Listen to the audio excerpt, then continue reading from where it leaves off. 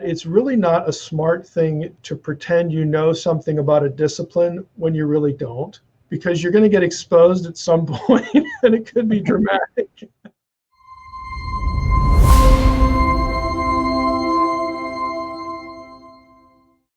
Yeah, well, I think what's behind this is actually a real deep desire to take the scripture very seriously. And you're not arguing the end for that it's all metaphorical, or that, we can't. I mean, in fact, you take a very supernatural view of the book, of the Bible, in a way that I would say, in a fresh way, affirms like deeply historical traditional commitments in Christianity.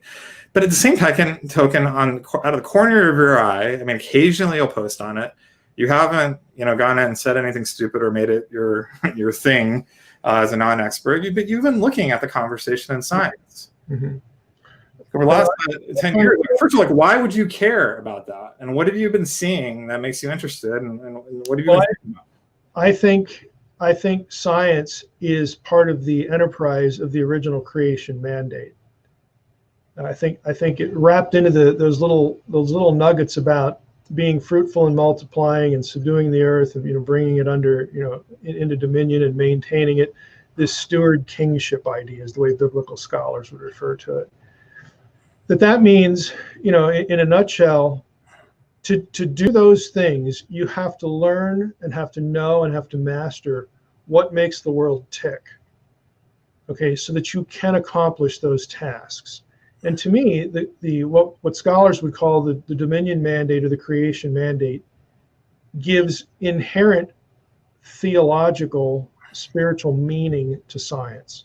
It legitimizes it. I mean, it doesn't need biblical legitimization, but in my head, as a Christian, as someone who believes the content of Scripture, its truth propositions, this is really important. And so I'm glad we have people who are into the sciences, and I think I just had to learn through experience that it's really not a smart thing to do to pretend you know something about a discipline when you really don't, because you're going to get exposed at some point and it could be dramatic and embarrassing.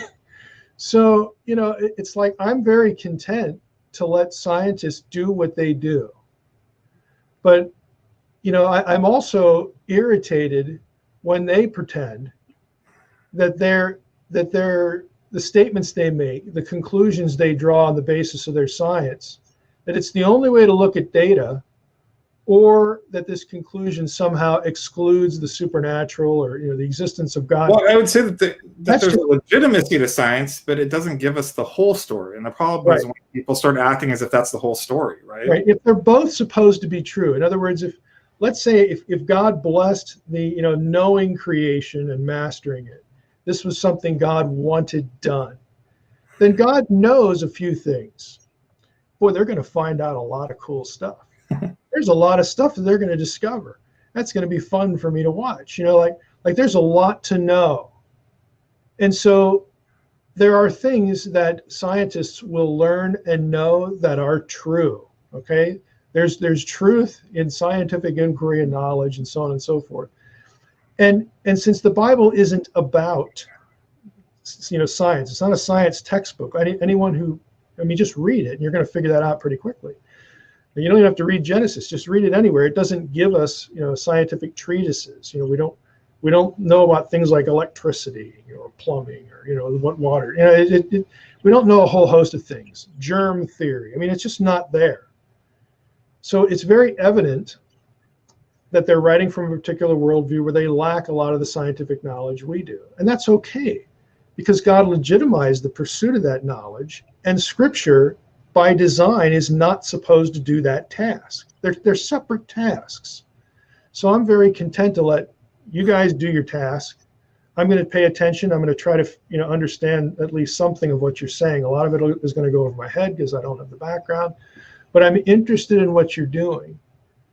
And I'm also interested in, okay, how, if we have one body of truth here, and we have another body of truth, the stuff that Scripture does cover, they come from the same source, ultimately God. So how does that work together? Let's use our imagination a little bit as to how these things might go together. there's a process of discovery there, and you can engage in that imagination, that imaginative process, that creative process, if you've committed yourself to not force the Bible to be a science book. Okay, then you're free to do that.